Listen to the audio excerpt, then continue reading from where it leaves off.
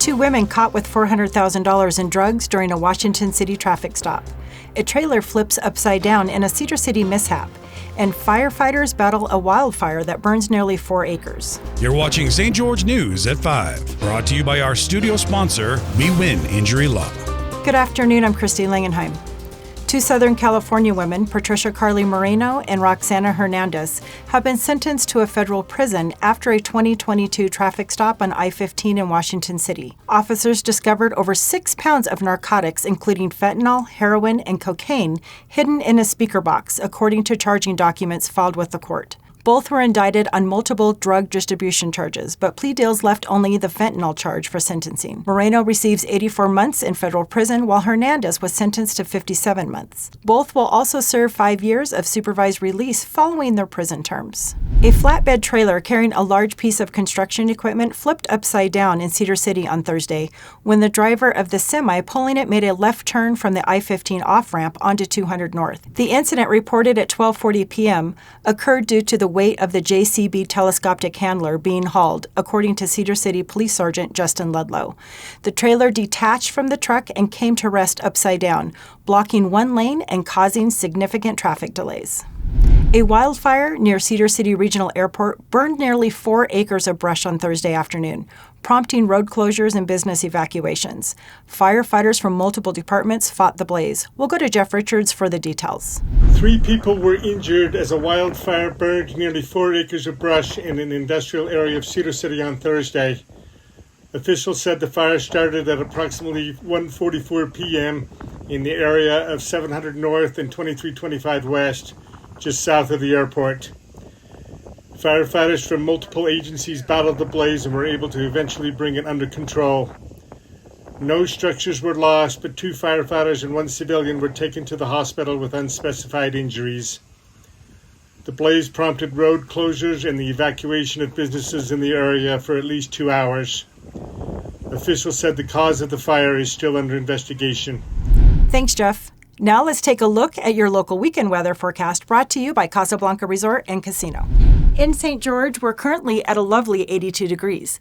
As the sun sets, expect a cozy low of 62 tonight, and tomorrow we'll warm up to a high of 84 with a low of 60. Looking ahead to Sunday, we'll see a high of 92 and a low of 61. Now, heading over to Mesquite, Nevada, it's a toasty 86 degrees. We'll cool down tonight to 67, and tomorrow looks even warmer with a high of 91 and a low of 68. On Sunday, expect a high of 97 and a low of 70. Finally, in Cedar City, we're seeing a refreshing 72 degrees at the moment. Tonight, temperatures will dip to around 48, with cloudy conditions and a slight chance of rain. Tomorrow's forecast shows a high of 72 and a low of 46, and for Sunday, we're looking at a high of 77 and a low of 50. Things are heating up in real estate after the Federal Reserve's recent decrease in interest rates.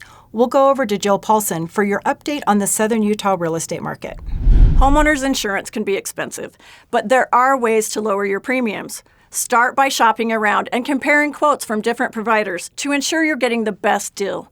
Increasing your deductible can also reduce your monthly costs, but make sure it's still manageable in case of a claim. Bundling your insurance policies is also an effective way to save. Additionally, ask your insurance agent about discounts such as senior citizen discounts, installing fire-resistant landscapes, upgrading your home security system, or making improvements like a new roof, which can also qualify you for discounts. Lastly, maintaining a good credit score can help, as insurers often offer better rates to those with strong credit. Thanks, Jill. Jose Abram Bibliano, a student unable to speak due to a degenerative condition, smiled as he heard his rap lyrics, reflecting his love of pop culture. Lyrics he wrote were turned into a song by students at the Utah Arts Academy, fulfilling his dream of hearing his words come to life. Here's Maury Kessler with the story. A smile appeared on Jose Abram Bibliano's face as he heard a rap song last Tuesday created from lyrics that he had written. Bibliano, a student of the Utah Schools for the Deaf and Blind, has a terminal degenerative condition that has left him blind and more recently unable to speak and walk, and communicates with the help of a braille machine. Being a fan of rap music, who has written lyrics about his likes for Soda, Scooby-Doo, Sonic the Hedgehog, and more, staff who worked with Bibliano contacted the Utah Arts Academy in St. George with an idea to make a rap song using Bibliano's lyrics. Utah Arts Academy principal Drew Williams said he loved the idea and made sure that it was given to the right people to follow up on. Those people turned out to be 3 seniors at the school who crafted the song Jose the Sonic Gamer Boy from Bibliano's lyrics, which he got to hear last Tuesday and said that he loved the song. This is a dream come true. Dream come true, 45. Thank you for everyone to do this for me. I love it. Thanks, Maury. The new TV series, The Promised Land, a mockumentary that aims to make biblical stories relatable, will begin shooting in southern Utah's Washington County on September 30th, featuring the journey of Moses and his family against the stunning desert backdrop. Here's Stephanie DeGraw for the full story. Making stories about Moses from the Bible relatable is taking shape in the deserts of southern Utah. A new TV series called The Promised Land starts shooting episodes on September 30th. The show is a mockumentary style similar to shows like The Office and Parks and Rec.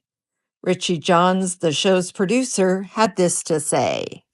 And of course, we had heard about St. George because right around when we had started kind of location scouting, they were starting to market Horizon, the announcement of, Kevin Costner's presence here, the talks of a, film studio being built as well. And so we were like, that seems to be growing film industry in St. George. And since coming here, we've been here a couple of times before officially opening our production office, once in March earlier this year, and then in July. And I think both were affirmation that, St. George is going to be a great place for our production to come. The town is super supportive.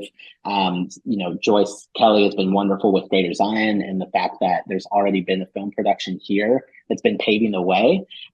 They're a much larger production, and we're much, for us, very indie.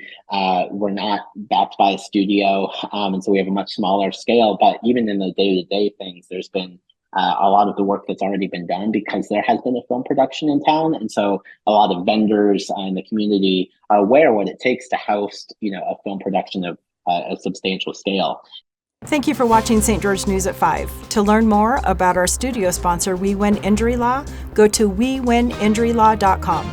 I'm Christy Langenheim with St. George News, your #1 source for local news. This has been St. George News at 5, brought to you by We Win Injury Law.